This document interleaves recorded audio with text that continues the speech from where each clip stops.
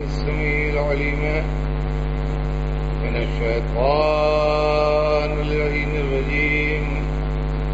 بسم الله الرحمن الرحيم.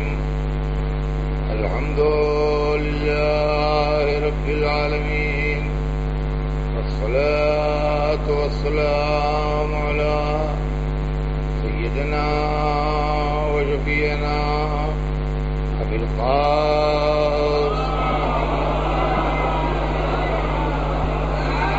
وآله الطيبين الطاهرين المعصومين، ولعنة الله على أعدائهم أجمعين من يومنا هذا إلى يوم الدين.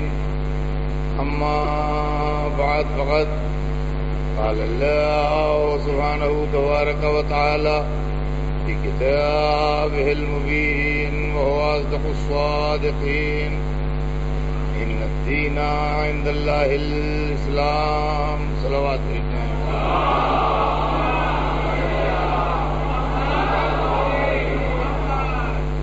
خداوند عالم قرآن مجید میں ارشاد فرما رہا ہے کہ یقیناً دین اللہ کے نزدیک اسلام.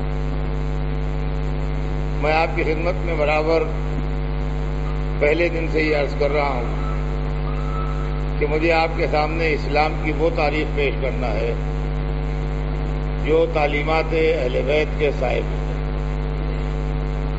اس لیے کہ اسلام میں جو رہبری ہے اور اسلام میں جو لیڈرشپ ہے اور اسلام میں جو قیادت ہے، اس کے متعلق اسلام میں دو نظریے ایگزسٹ کرتے ہیں. اسلام میں لیڈرشپ، رہبری اور قیادت رسول اللہ کی ہے. سرکار دو عالم ہمارے رہبر ہیں، ہمارے قائد ہیں، ہمارے لیڈر ہیں، ہمارے رہبر ہیں. تو وہ کیسے ہیں، ان کی شخصیت پہلے طے ہو، پھر اس کے بعد انہوں نے کیا کیا فرمایا ہے، کیا زندگی ہے، کیا کردار ہے، وہ تمام چیزیں جو ہیں وہ آگے جا کے ڈسکس کی. تو میں نے کل بھی یہ بات آپ کی خدمت میں عرض کی تھی، اور محض ریفرنس کے لیے میں اس کو آج پھر دہرا دوں تاکہ کل کا بیان دماغ میں آج تازہ ہو جائے کہ عالم اسلام میں دو نظریے پائے جاتے ہیں. وہ خاکی تھے، ان سے غلطی کا امکان تھا، اور وہ پڑھے لکھے نہیں تھے، تعلیم پوری. ایک نظریہ یہ ہے. دوسرا نظریہ یہ ہے وہ نوری تھے، وہ معصوم تھے، اور اللہ کے مدرسے میں انہوں نے براہ راست اپنے رب سے تعلیم حاصل کی، اور کسی بشر نے، کسی انسان نے ان کو نہیں پڑھایا. یہ دو نظریے ہیں جو اسلام میں ایگزسٹ کرتے ہیں، اور ان دونوں نظریوں کے تحت اسلام کی تاریخ ڈیولپ ہوتی ہے. جہاں نظریہ خطا ہے، جہاں نظریہ مادیت ہے، جہاں نظریہ بشریت ہے، وہاں تاریخ میں ویسے ہی واقعات ملیں گے. اور جہاں نظریہ عصمت ہے، نظریہ نورانیت ہے، نظریہ علم ہے، وہاں تاریخ میں ویسے ہی واقعات ملیں گے. ہم کو اسلام بتایا مولا علی نے اور ان کے 11 معصوم بیٹوں نے. اس طریقے سے ہمیں اسلام کی تعلیم ان لوگوں کے ذریعے ملی. تو ہم کو یہ بتایا گیا کہ ہمارا رسول نورانی ہے اور اس کی خلقت نوری ہے. قرآن مجید میں بھی اور حدیثوں میں بھی اس کی نورانی خلقت کے اشارے ہم کو ملتے ہیں. حدیث شریف موجود ہے کہ اول ما خلق اللہ نوری، سب سے پہلے جو شے اللہ نے خلق کی وہ میرا نور تھا۔ خدا ازلی و ابدی ہے، اس کے لیے زمانے کی قید نہیں ہے، وہ ہمیشہ سے ہے، ہمیشہ رہے گا۔ اس ہمیشگی کو آپ کا دماغ سوچ نہیں سکتا، اس لیے کہ آپ اس دنیا میں محدود ہیں۔ اس دنیا میں آپ کا دماغ چکر لگا کے پلٹ آئے گا۔ اللہ ہمیشہ سے ہے، ہمیشہ رہے گا۔ لیکن جب ہم ذکر رسول شروع کرتے ہیں تو ہماری لفظیں ساتھ چھوڑنے لگتی ہیں، جیسے کہ ایک منزل تک اڑنے کے بعد پرواز کی طاقت جواب دینے لگتی ہے، ویسے الفاظ کی طاقت جواب دینے لگتی ہے کہ ہم کیسے ایکسپلین کریں اس بات کو کہ کیا تھا۔ اس لیے کہ اگر ہم یہ کہیں کہ دنیا میں اندھیرا تھا تو نہ دنیا تھی نہ اندھیرا تھا، دونوں مخلوق ہیں۔ اگر ہم کہیں سناٹا تھا تو غلط، سناٹا مخلوق ہے۔ اگر ہم کہیں تاریکی تھی تو تاریکی مخلوق ہے۔ اگر ہم کہیں ویرانی تھی تو ویرانی مخلوق ہے۔ جو لفظ ہم بولیں گے وہ مخلوق ہے۔ اور رسول کہتے ہیں اول ما خلق اللہ نوری، اللہ نے سب سے پہلے جو چیز خلق کی وہ میرا نور تھی۔ ہمیں اس سے بحث نہیں کہ دنیا کیا کہتی ہے، ہمارا عقیدہ کیا ہے وہ ہمارے بچے سنیں۔ دنیا میں کیا تھا یہ ہم ایکسپلین نہیں کر سکتے، ہماری زبان میں طاقت نہیں، ہماری لینگویج میں دم نہیں کہ ہم بتائیں۔ اللہ تھا، اللہ کی مشیت میں گزرا کہ وہ پہچانا جائے۔ اللہ کی مشیت سے یہ ہوئی، ارشاد ہوتا ہے حدیث قدسی میں کہ کن تو کنزن مخفیہ، میں چھپا ہوا خزانہ تھا، فاحببت ان اعرف، مجھے یہ بات پسند آئی کہ میں پہچانا جاؤں، فخلقت الخلق لکی اعرف، میں نے دنیا کو اس لیے خلق کیا کہ مجھے کون پہچانتا ہے۔ تو جب اس کی مشیت میں یہ گزرا کہ وہ پہچانا جائے تو اس نے ایک نور خلق کیا۔ کب خلق کیا؟ زمانہ ہوتا تو بتاتا۔ کہاں خلق کیا؟ جگہ ہوتی تو بتاتی۔ یہ نور زمانے سے پہلے خلق ہوا، لہذا کب کا لفظ زمانے کے ساتھ جڑتا ہے۔ فارم بھرے جاتے ہیں، یہ ہوتا ہے وہ ہوتا ہے ڈیٹ آف برتھ لکھی ہوتی ہے، تو ہر آدمی ڈیٹ آف برتھ اپنی بھرتا ہے۔ ان کا حساب 15 نومبر 1970 یہ ہے ڈیٹ آف برتھ، تو نومبر موجود تھا پہلے سے، ڈیٹ 15 موجود تھی پہلے سے، 1970 موجود تھا پہلے سے، یہ بعد میں پیدا ہوئے، لہذا ان پر چھاپ لگ گئی 15 نومبر 1970۔ کہاں پیدا ہوئے؟ بمبئی میں، انڈیا میں، انڈیا بمبئی۔ تو انڈیا پہلے سے موجود تھا، یہ بعد میں پیدا ہوئے۔ بمبئی پہلے سے موجود تھا، یہ بعد میں پیدا ہوئے۔ نومبر پہلے سے موجود تھا، یہ بعد میں پیدا ہوئے۔ ڈیٹ اور مہینہ موجود تھا، یہ بعد میں پیدا ہوئے۔ جو سب سے پہلے پیدا ہو زمانے بھر کی ڈیٹ آف برتھ تو بتائے گا، اس کی ڈیٹ آف برتھ کوئی نہ بتائے گا۔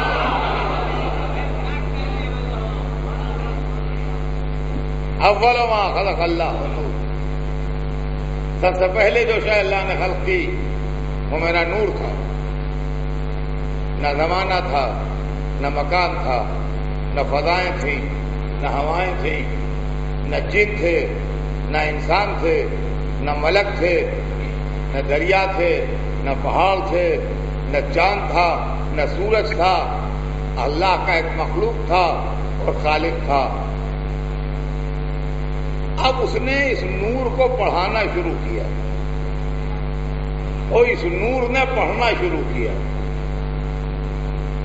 پڑھانے والا اللہ اور پڑھنے والا یہ نور۔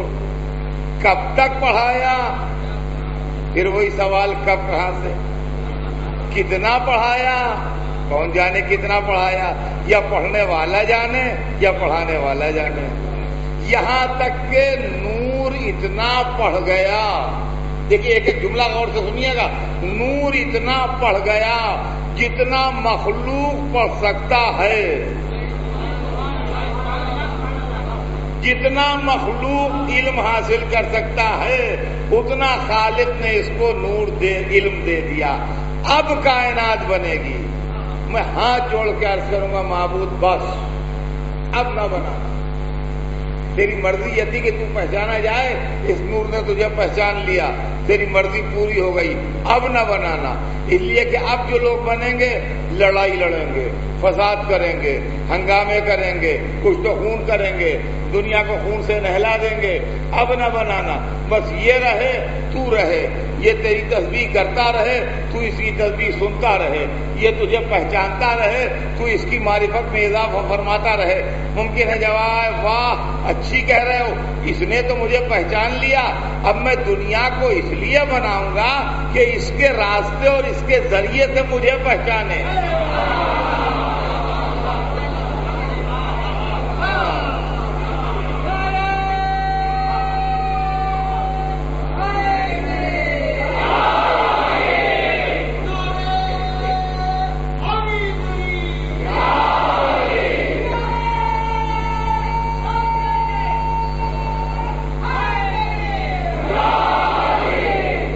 اس لیے کہ یہ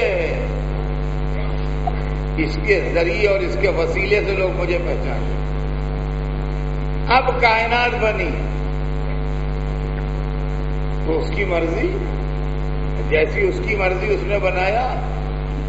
زمین بنائی, آسمان بنائے, ستارے بنائے, چاند بنائے, کائناتیں بنائیں, دنیا بنائی. ابھی ہمارا علم گھٹنیوں بھی نہیں چل رہا ہے, ہمیں اندازہ نہیں ہے. عزیزان گرامی, ہم بڑے غلط فہمیوں مبتلا ہیں جو اپنے کو عالم سمجھتے ہیں, اپنے کو پڑھا لکھا سمجھتے ہیں. اگر ایمانداری سے ہماری انالیسس ہو تو ہم سے بڑے جاہل دنیا میں ملیں گے نہیں.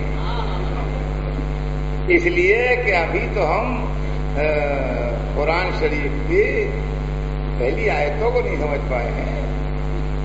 الحمدللہ رب العالمین, تمام تعریفیں اس اللہ کے لیے ہیں جو تمام عالموں کا پالنے والا ہے. ابھی عالمین ہی کا فلسفہ دنیا کی سمجھ میں نہیں آیا ہے, بات آگے کیا بڑھے گی.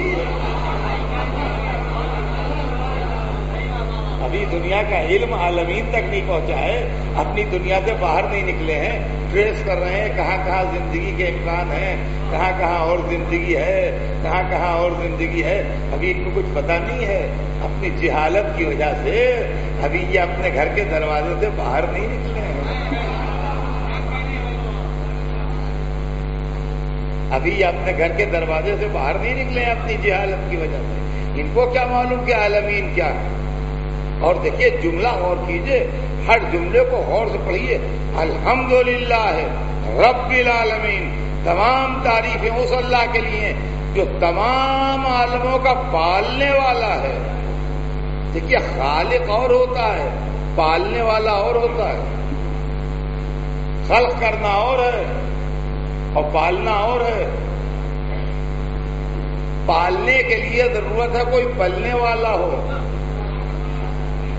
جب تک پلنے والے نہ ہوں گے, جب تک آپ پال کسے رہیں.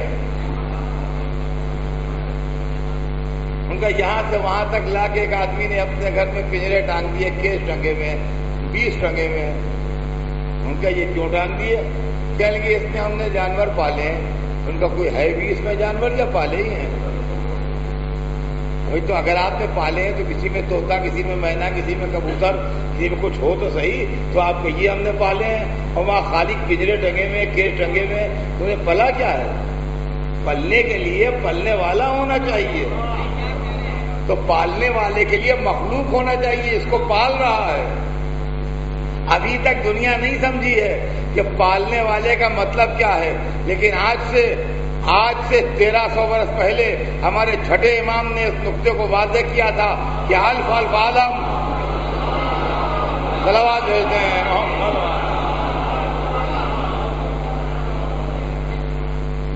الف الف عالم و الف الف آدم وانا حجت فی الجميع. یہ ہے الحمدللہ رب العالمین کی تفسیر. الف الف عالم و الف الف آدم، ہزار ہزار عالم ہیں اور ہزار ہزار آدم ہیں. اب ابھی ہم یہ نہیں کہہ سکتے کہ یہ ہزار کو ہزار سے ضرب دینا مقصود ہے یا ہزار ہزار زیادتی کے معنوں میں ہے، لیکن یہ ہم کو 1300 برس پہلے نقطہ بتا دیا گیا تھا کہ ہزار ہزار عالم ہیں، ہزار ہزار آدم ہیں. وَأَنَا حُجَّةٌ فِي الْجَمِيعِ، اور میں سب میں حجت خدا ہوں. صلوات بھیجنے محمد.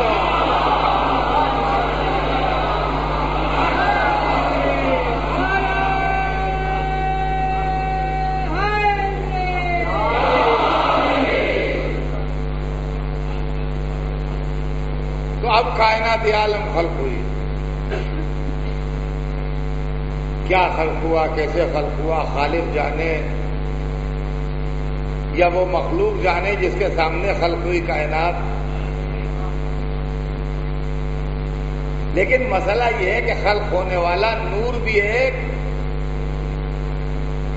اور جس نے خلق کیا ہے وہ خالق بھی ایک. اب جب یہ دونوں ایک ایک دنیا کے سامنے آئیں گے تو کنفیوژن تو نہ ہو جائے گا کہ جو خلق ہوا وہ بھی ایک اور جس نے خلق کیا وہ بھی ایک. تو ایسا تو نہیں ہے کہ انسان کی کمزور نظر دھوکہ کھا جائے اور خلق ہونے والے کو خلق کرنے والا سمجھ لے. یکتائی کی بنیاد پر بندے کو خدا سمجھ لے، مخلوق کو خالق سمجھ لے. لہذا یہ مسئلہ بھی طے ہو جائے کہ وہ کیسا ایک ہے، یہ کیسے ایک ہیں. توجہ چاہتا ہوں مدینہ کی رانی. یہ مسئلہ بھی طے ہو جائے کہ وہ کیسا ایک ہے، یہ کیسے ایک ہیں. عزیزان گرامی سنیے، ہماری زبان اردو جو ہماری مادری زبان ہے یا اور کی کوئی اور زبان ہو، گجراتی زبان ہو یا ہندی زبان ہو یا یہ زبانیں تھوڑی چھوٹی زبانیں ہیں. عربی بڑی زبان ہے. بڑی زبان اور چھوٹی زبان میں فرق یہ ہوتا ہے جیسے بڑا گھر اور چھوٹا گھر. تو چھوٹے گھر میں روم کم ہوتے ہیں، اسپیس کم ہوتی ہے، اور بڑے گھر میں روم زیادہ ہوتے ہیں، اسپیس زیادہ ہوتی ہے. ویسے لینگویج کا بھی معاملہ ہے کہ بڑی لینگویج جو ہوتی ہے اس کے اندر اظہار کے طریقے زیادہ ہوتے ہیں اور چھوٹی لینگویج جو ہوتی ہے اس کے اندر اپنی بات کہنے کے طریقے جو ہیں وہ کم ہوتے ہیں. عربی زبان میں اس اکائی کو جو ڈیوائیڈ نہ ہوتی ہو عہد کہتے ہیں، اور وہ اکائی جو ڈیوائیڈ ہو جائے اس کو واحد کہتے ہیں. یہ غور کیجیے گا، عربی زبان میں وہ اکائی جو ڈیوائیڈیبل نہ ہو اس کو عہد کہتے ہیں، اور وہ اکائی جو ڈیوائیڈیبل ہو اس کو واحد کہتے ہیں. وہ اکائی جو کسی اور اکائی کے ساتھ نہ ملے یا کوئی اکائی اس کے ساتھ نہ جوڑی جا سکے وہ عہد ہے. اور وہ اکائی جو ایک اکائی کے ساتھ مل کے دو ہو جائے اور جب دو میں سے ایک اس سے الگ کر لیا جائے تو پھر ایک رہ جائے، وہ اکائی عربی زبان میں واحد کہلاتی ہے. ہماری اردو چھوٹی زبان ہے لہذا ہمارے پاس دو لفظ نہیں ہیں، ہم دونوں کے لیے ایک کا لفظ استعمال کرتے ہیں، اس لیے کہ ہمارے پاس زیادہ لفظوں کا ذخیرہ نہیں ہے، ویکیبلری ہماری جو ہے وہ کم ہے تھوڑی.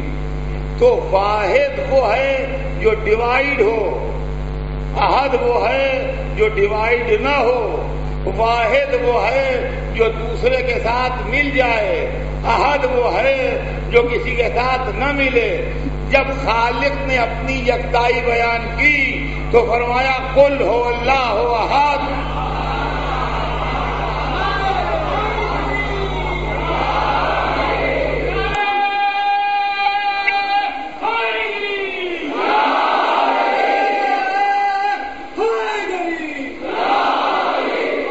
جب خالق نے اپنی یکتائی بیان کی تو کہا قل هو اللہ احد، اے رسول کہہ دیجئے کہ وہ اللہ احد ہے، یعنی ایک ہے، ایسا ایک جو تقسیم نہیں ہو سکتا، ڈیوائڈ نہیں ہو سکتا، کسی کے ساتھ مل نہیں سکتا، کوئی اس سے نہیں مل سکتا.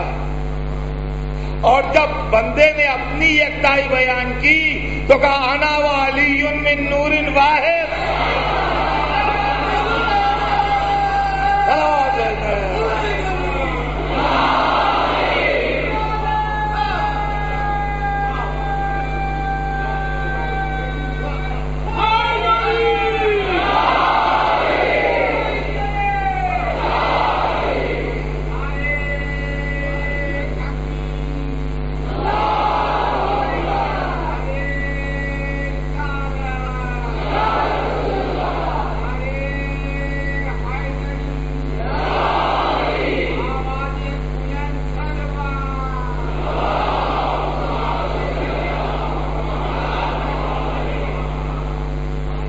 تو خالق جو ہے وہ احد ہے، نہ کسی کے ساتھ ملے گا، نہ کوئی اس کے ساتھ ملے گا. وہ یکتائی ایسی ہے جو ڈیوائڈیبل نہیں ہے، قابل تقسیم نہیں ہے. اور مخلوق جو ہے وہ واحد ہے. خلق ہوگا تو ایک دکھائی دے گا، پھر کبھی دو حصوں میں بٹ جائے گا تو محمد و علی بن جائیں گے، پھر کبھی پنجتن کی شکل میں آ جائے گا. یہ عجیب و غریب ہے واحد کے اندر صفت کہ یہ الگ الگ بھی ہو جاتا ہے اور مل بھی جاتا ہے. الگ الگ ہو جاتا ہے تو الگ الگ دکھائی دیتا ہے، مل جاتا ہے تو مل کے دکھائی دیتا ہے.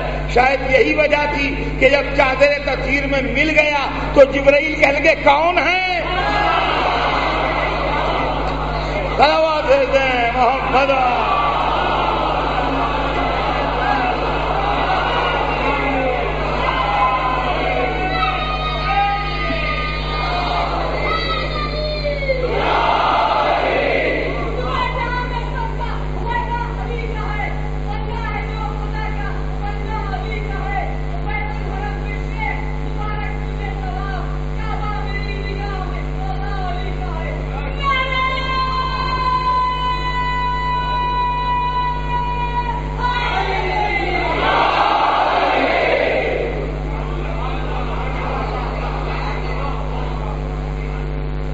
تو آپ جب ایک ساتھ مل کے نور جلوہ فگن ہوئے تو جبرائیل جیسے کو پوچھنا پڑا یا رب ومن تحت ھذا الکتاب، پالنے والے کون ہیں اس کتاب کے اندر.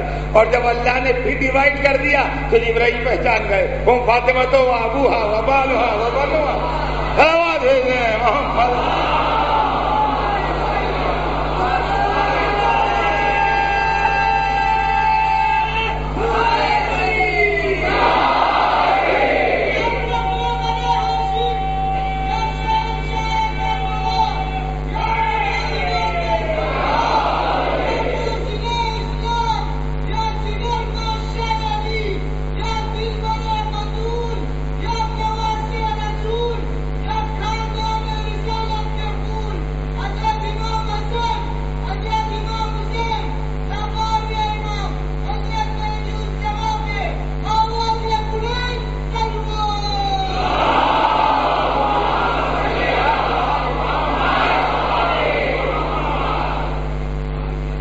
عزیزان گرامی، اللہ نے خلق کیا نورانیت،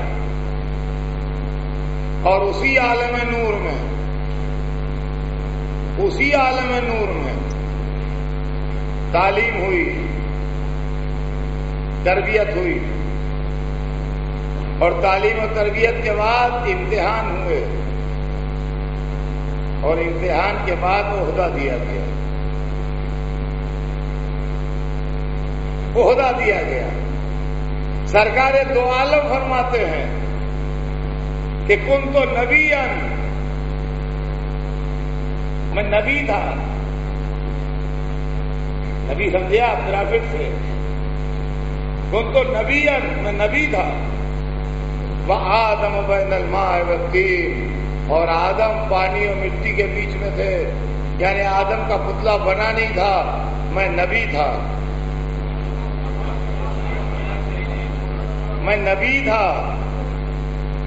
آدم کا پتلا بنا نہیں تھا، میں نبی تھا. میں اکثر و بیشتر پڑھتا ہوں، کوئی نئی بات نہیں ہے. کہ ایک آدمی مجھ سے صرف 1 سال چھوٹا ہے، میں اس کو ستاتا ہوں یہ کہہ کے کہ میں تھا اس دنیا میں تم نہیں تھے، اور یہ بات صحیح بھی ہے، میں 1 سال بڑا ہوں، بزرگوں نے بتایا کہ ہم 1 سال بڑے ہیں، وہ 1 سال چھوٹا ہے، ساتھ کے پڑھے میں ہیں، ساتھ کے کھیلے میں ہیں، مگر عمر میں 1 سال کا فرق ہے، تو ہم کہتے ہیں ہم تھے اس دنیا میں تم نہیں تھے، لیکن 1 سال کی چھٹائی بڑائی ہے کل۔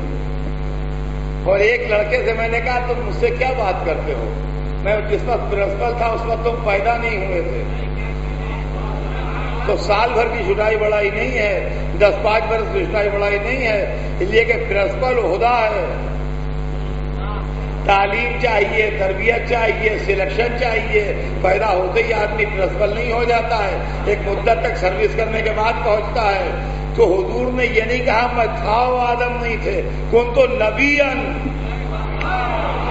میں نبی تھا، میں نبی تھا، اور آدم خلق نہیں ہوئے تھے۔ ہم جتنے یہاں بیٹھے ہیں یہ سب آدم کے بیٹے ہیں۔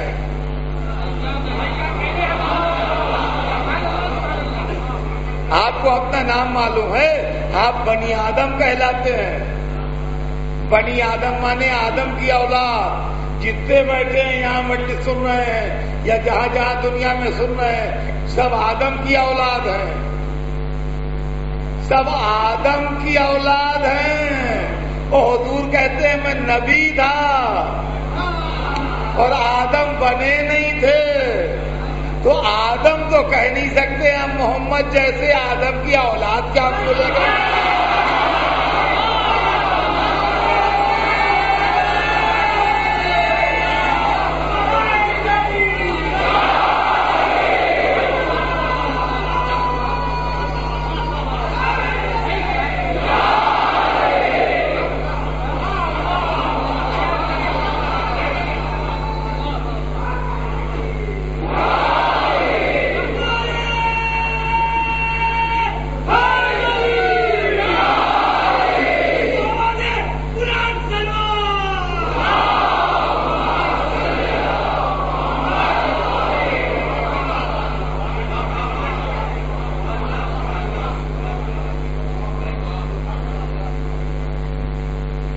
تو یہ بات ٹھیک ہے نا کہ ہم سب آدم کی اولاد ہیں۔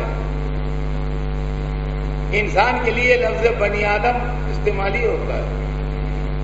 بنی آدم، بنی آدم مانے آدم کی اولاد، آدم کے بیٹے۔ تو جتنے اس وقت دنیا میں ہیں، جس رنگ کے ہوں، جس نسل کے ہوں، جس خاندان کے ہوں، جس عقیدے کے ہوں، جس نظریے کے ہوں، جو بھی ہم سب آدم کی اولاد ہیں۔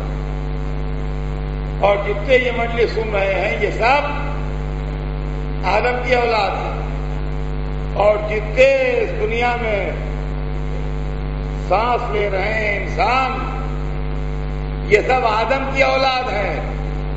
دیکھیے آدمی کو اپنی اصلیت پہچاننا چاہیے، اور جو اپنی اصلیت سے آگے بڑھتا ہے وہ ذلیل ہوتا ہے، جو اپنی اصلیت سے آگے بڑھنے کی کوشش کرتا ہے وہ رسوا ہوتا ہے۔ آدمی کو اپنی حد میں رہنا چاہیے۔ اردو میں ایک بڑی مسل، اچھی مسل ہے کہ جتنی چادر ہو اتنے پیر پھیلائے۔ مطلب یہ بڑی تجربے کی بات ہے کہ آپ کے جتنے مینس ہیں، جتنے وسائل ہیں، اسی حد تک آپ رہیے تو آپ کی عزت سے بسر ہوگی۔ اور آپ نے چادر چھوٹی ہے، پیر زیادہ پھیلا دیے تو رسوائی ہوگی۔ اب ایک بات سب مل کے میری سن لیجئے، جتنے دنیا میں تھے، جتنے دنیا میں ہیں، جتنے دنیا میں ہوں گے، سب آدم کے بیٹے ہیں، اور حسن و حسین محمد کے بیٹے ہیں۔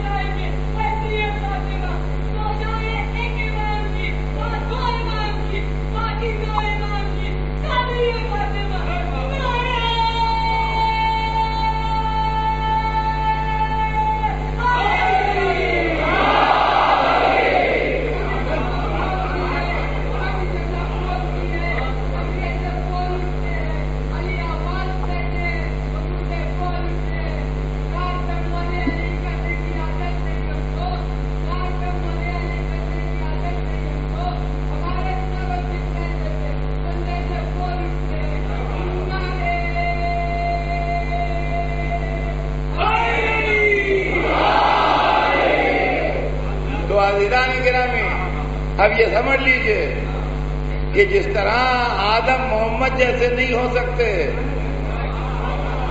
ویسے بنی آدم میں کوئی حسن و حسین کا مقابلہ نہ کرے۔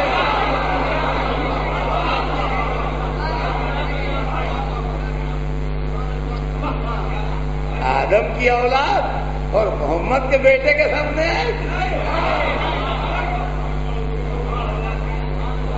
اور یہ جذبات کی بات نہیں ہے، عقیدت کی بات نہیں ہے، قرآن کی مہر لگی ہے، ابنانا و ابناکم۔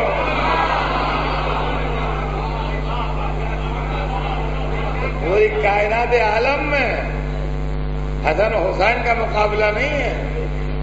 جیسے محمد بے مثال ہیں تاریخ انسانیت میں، ویسے حسن حسین بے مثال ہیں تاریخ انسانیت میں، اس لیے کہ وہ نبی ہیں۔ کنت نبیا، میں نبی تھا، وآدم بین الماء والطین، اور آدم پانی اور مٹی کے درمیان۔ لیکن جب یہ نبی تھے، یہ بھی سنیے، یہ اللہ ہمیشہ سے اللہ ہے، یہ ہمیشہ سے نبی نہیں ہے، ان کو کسی نے نبی بنایا ہے، ان کو کسی نے نبی بنایا۔ کس نے بنایا؟ تو اللہ کے سوا کون بنانے والا؟ اللہ نے بنایا۔ تو اللہ نے ان کے سر پر تاج رسالت رکھا۔ خدا کے لیے اس خیال کو دماغ سے کم از کم آپ تو نکال ڈالیے کہ 40 برس کے سن میں نبی بنے۔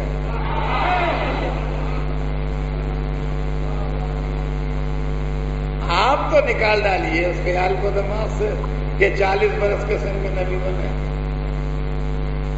اب سنیے، نبی کم بنے؟ آدم تو خلق نہیں ہوئے تھے جب یہ نبی بنے، لیکن قرآن نے ان کے نبی بننے کا ذکر کیا ہے۔ یقول الذین کفروا لست مرسلا، یہ کافر کہتے ہیں کہ آپ رسول نہیں ہیں۔ یہ کافر جو ہیں یہ کہتے ہیں کہ آپ رسول نہیں ہیں۔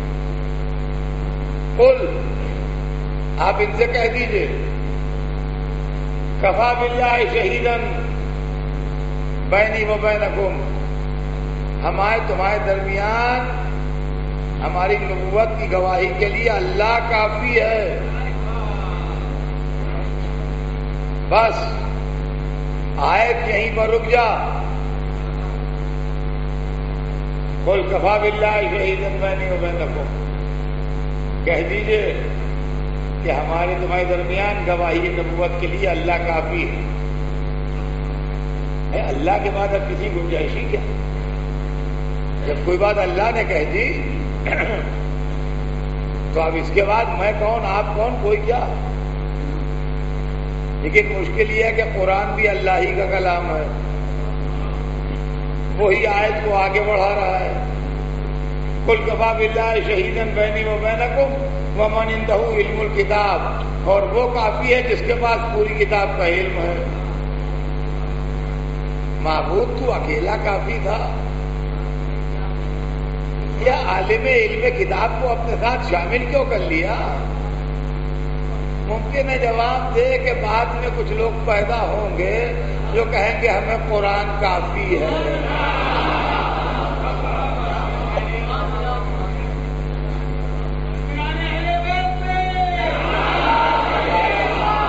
لہذا اللہ کافی اور وہ کافی جس کے بعد پوری کتاب کا علم ہے۔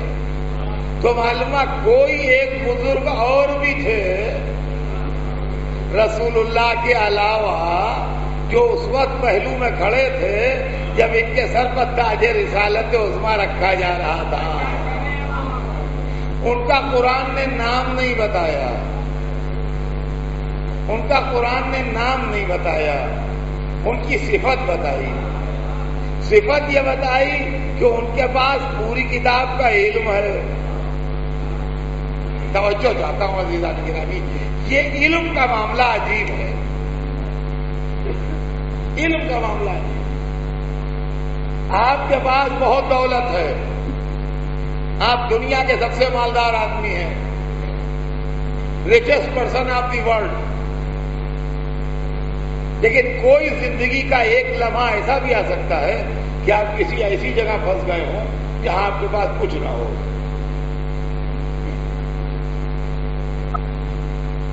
کیا یہ پاسبل نہیں کہ کسی ایسی جگہ پر آپ پھنس جائیں، تھوڑی دیر کے لیے صحیح، چند گھنٹے کے لیے صحیح، مگر اس وقت جیب میں کچھ نہیں، ویسے richest person of the world ہے، آپ دنیا کے سب سے طاقتور انسان ہیں، مگر کوئی لمحہ ایسا بھی آ سکتا ہے کہ آپ کی ساری فوج، لشکر، طاقت جو ہے وہ آپ سے بچھڑ جائے اور آپ کسی جنگل میں اکیلے ہوں، بالکل تنہا، جہاں کوئی آپ کو مدد کرنے والا نہ ہو۔ معلومات دنیا میں جتنی چیزیں انسان کی شخصیت کے ساتھ فضیلت کے نام پر اٹیچ ہوتی ہیں وہ سب انسان کا ساتھ چھوڑ دیتی ہیں سوائے علم کے۔ یہ ممکن نہیں ہے کہ ایک سیکنڈ کے لیے عالم کا علم اس سے الگ ہو جائے۔ وَمَنْ عِنْدَهُ عِلْمُ الْكِتَابِ، گواہی کے لیے وہ کافی ہے جس کے بعد پوری کتاب کا علم ہے۔ اب عالم اسلام میں عالموں کو ڈھونڈتے رہیے، یہ عالم، وہ عالم، وہ عالم، وہ عالم، ہر علم میں کہیں نہ کہیں پر گڑبڑ نظر آئی، ایک ہی عالم ملا جس نے ممبر سے کہا سلونی۔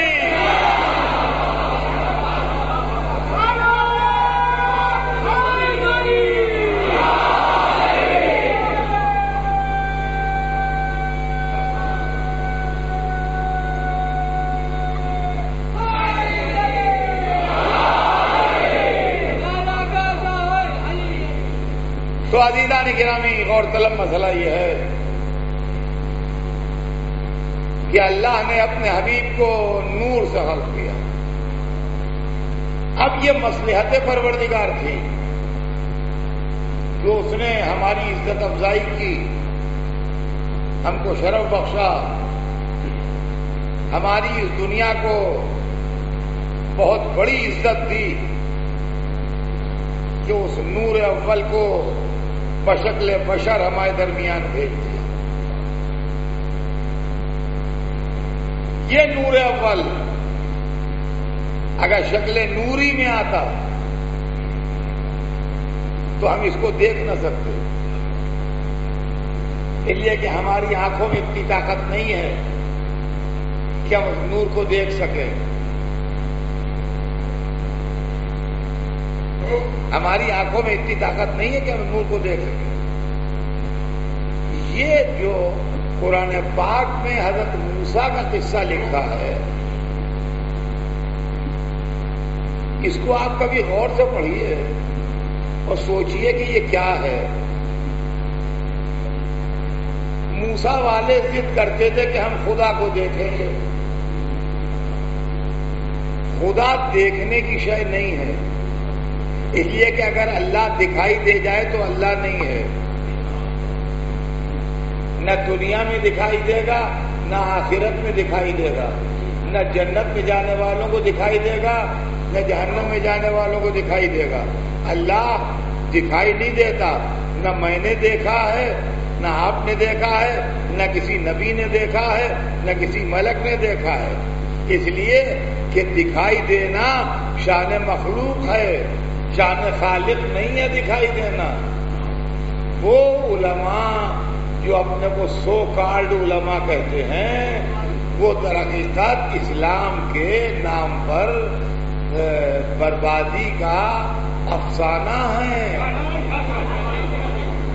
جنہوں نے اللہ کی تصویر یہ بنائی ہے کہ کالا سا موٹا سا آنکھوں میں سرما لگائے ہوئے عرش پر بیٹھا ہوا ہے اور اس کے بوجھ سے چرچرا رہا ہے اور پنڈلی پر اس کی نمرود کے تیر کا نشان ہے، زخم ہے، اور قیامت کے دن وہ اپنا پیر جہنم میں ڈال دے گا۔ ارے استغفر اللہ، لا حول ولا قوت الا باللہ۔ کہاں اسلام کا ایسا پاک و پاکیزہ مذہب اور کہاں اللہ کا یہ تصور گندا جو ان جاہل لوگوں نے لوگوں کے دماغ میں پیدا کیا کہ معاذ اللہ قیامت کے دن اللہ لوگوں کو جہنم میں ڈالنا شروع کرے گا، وہ کہتا جائے گا تیرا پیٹ بھرا، کہے گا نہیں اس کا پیٹ ہی نہ بھرے گا، آخر میں وہ اپنا پیر ڈال دے گا، جہنم کہے گا ہاں معبودہ بھر گیا پیٹ۔ ارے خدا سمجھے ان جھوٹی حدیثیں کرنے والے ملاؤں سے، خدا سمجھے ان جھوٹی حدیثیں کرنے والے ملاؤں سے جنہوں نے جہنم کو اپنا پیٹ سمجھا ہے کہ جب تک مال خدا نہیں کھاتے بھرتا نہیں۔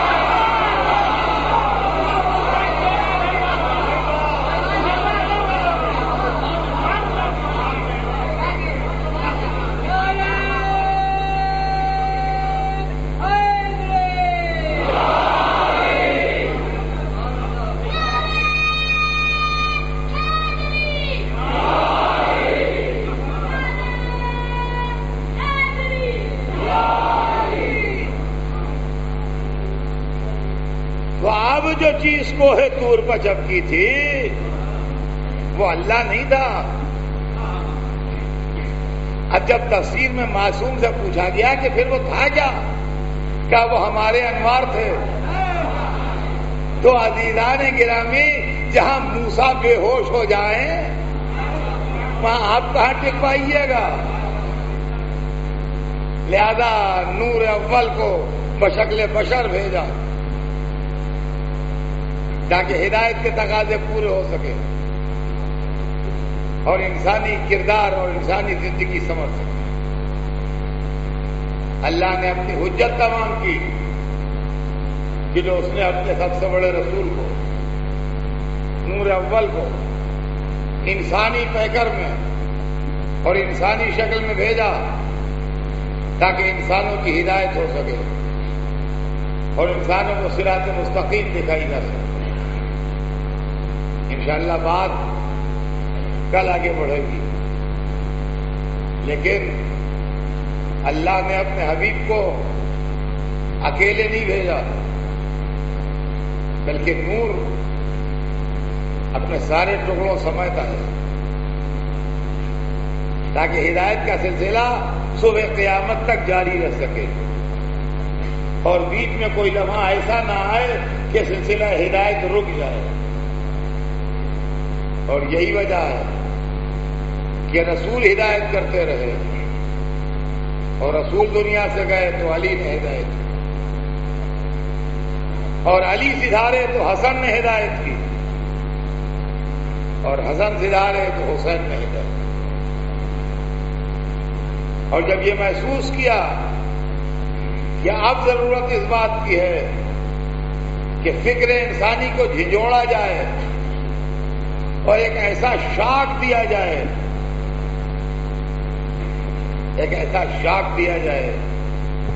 کہ انسان صبح قیامت تک کے لیے بیدار ہو جائے، تو حسین اپنا گھر لے کے نکلے۔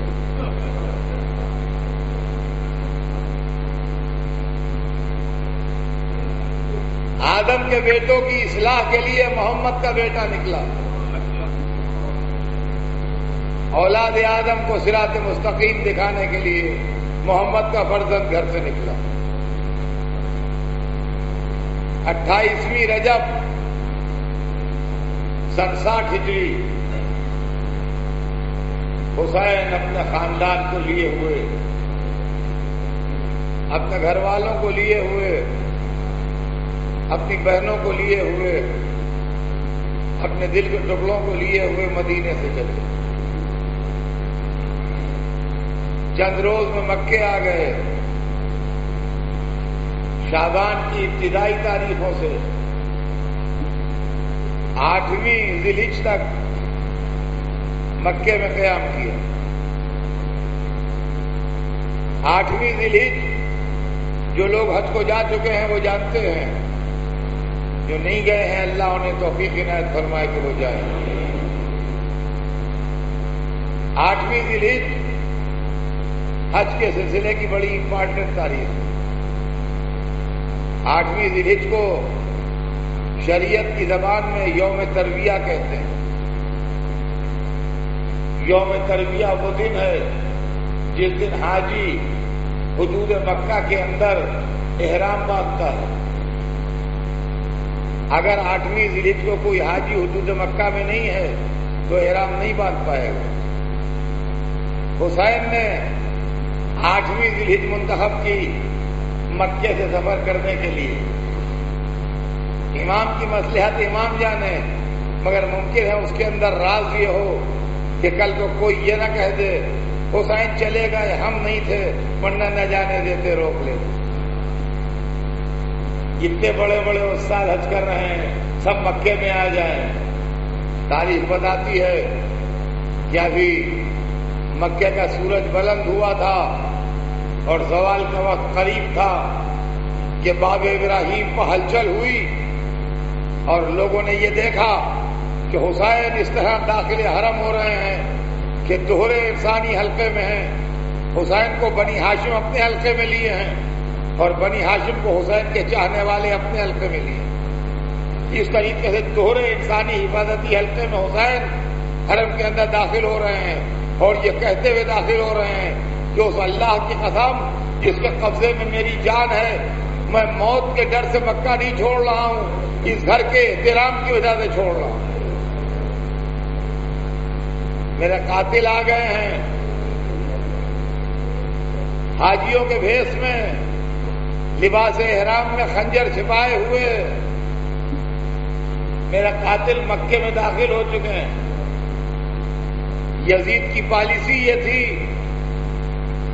کہ کچھ قاتل بھیجے تھے مکے میں حسین کے لیے کہ طواف کرتے ہوئے، سعی کرتے ہوئے، حجر اسود کو بوسہ دیتے ہوئے، مقام ابراہیم پر نماز پڑھتے ہوئے، مینا میں قربانی کرتے ہوئے، عرفات میں دعا کرتے ہوئے جہاں حسین ملے فوراً قتل کر دو۔ حسین قتل ہو جاتے، پرانی دشمنیوں کے نام دے دیے جاتے، قاتل یا گرفتار ہی نہ ہوتے یا چند اور لوگ لگے ہوتے جو قاتلوں کو وہیں پر ٹکڑے ٹکڑے کر دیتے تاکہ بات پتہ نہ لگے کیوں قتل کیے گئے حسین۔ اپنی جان بچانے کے لیے نہیں، اسلام بچانے کے لیے حسین پروٹیکشن میں آئے۔ حج کو عمرے سے بدلا، مکے سے باہر نکلے، 8ویں ذی الحجہ کی شام ہوئی، حسین حدود حرم سے باہر نکل گئے یہ کہتے ہوئے کہ اللہ کی قسم حدود مکہ سے باہر نکل کے ایک بالش باہر جا کے اگر قتل کر دیا جاؤں تو مجھے گوارا ہے بنسبت اس کے کہ حدود مکہ کے اندر رہتے ہوئے ایک بالش کا قتل ہو جائے۔ زمین حرم کی حرمت محفوظ رہ گئی۔ حسین مکے سے باہر چلے گئے، سفر غربت طے ہونے لگا، یہاں تک کہ کل کی رات سیدانیوں نے سفر میں محرم کا چاند دیکھ لیا۔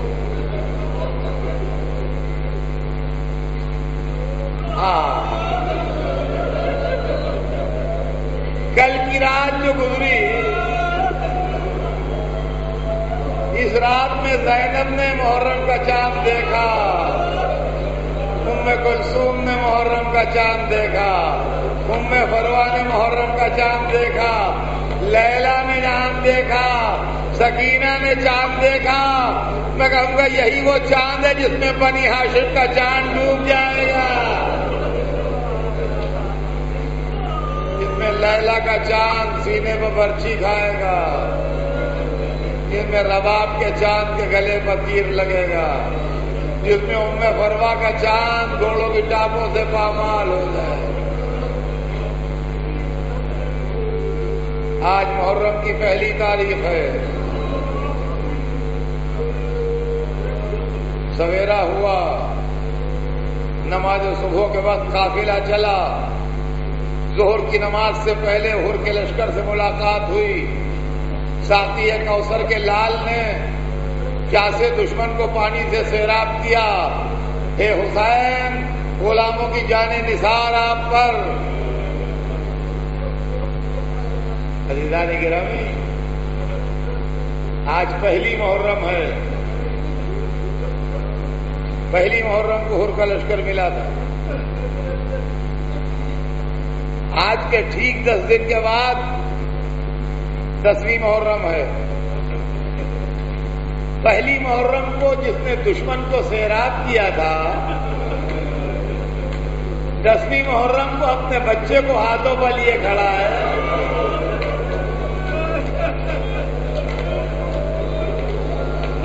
اگر میں خداوار ہوں تو یہ بچہ تو معصوم ہے، اس کو تھوڑا سا پانی پلا دو۔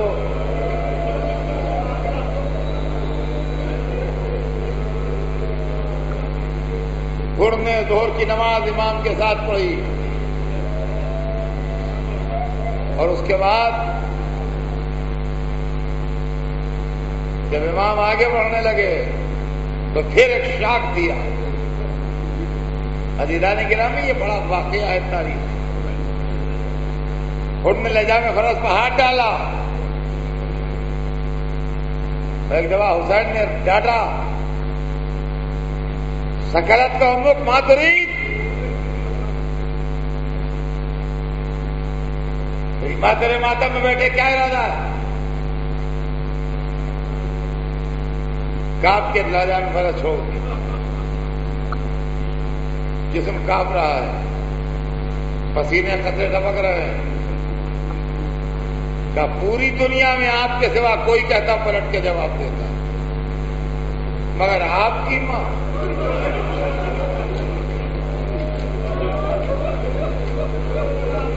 سوائے درود و سلام کے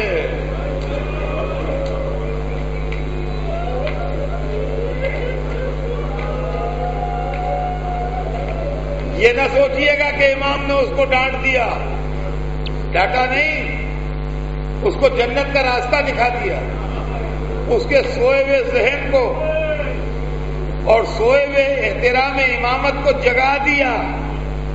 اور غالباً یہی وجہ تھی کہ عاشورے کے دن حر ہاتھوں کو جوڑے ہوئے آ گئے۔ علی توبہ، اگر حسین پہلی محرم کو اس کے ذہن کو نہ جھنجھوڑتے تو شاید 10ویں محرم کو نہ آتا، اور آیا تو پھر حسین کے قدموں سے لپٹ کے کیا پا گیا؟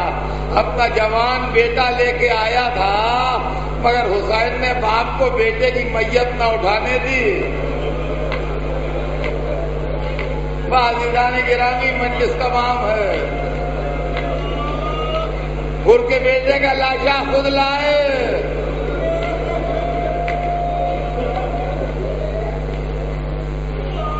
ختم ہوتے ہوتے دو جملے سن لیجئے، مجلس تمام ہو جائے گی۔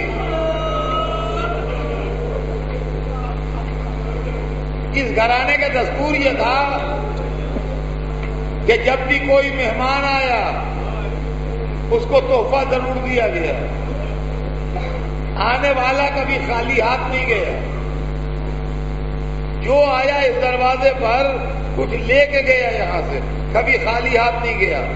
اور عاشورے کو سویرے آیا، اس کو نہ دولت چاہیے، نہ مکان چاہیے، نہ لباس چاہیے، نہ زندگی چاہیے، اس کو کچھ نہیں چاہیے، مگر حسین نے اپنے گھر کا دستور بدلنے نہیں دیا۔ جب حر پیورا کے گھوڑے سے گرے تو تاریخ بتاتی ہے حسین پہنچ گئے۔ حر کے سر پر زخم لگا تھا جس سے خون جاری تھا۔ اے حر مبارک ہو، حسین کا تحفہ لیتے جاؤ۔ سیدہ کے لال نے اپنی ماں کا رومال جیب سے نکالا، حر کے ماتھے پر باندھا۔ اے حر مبارک ہو، کربلا کے 72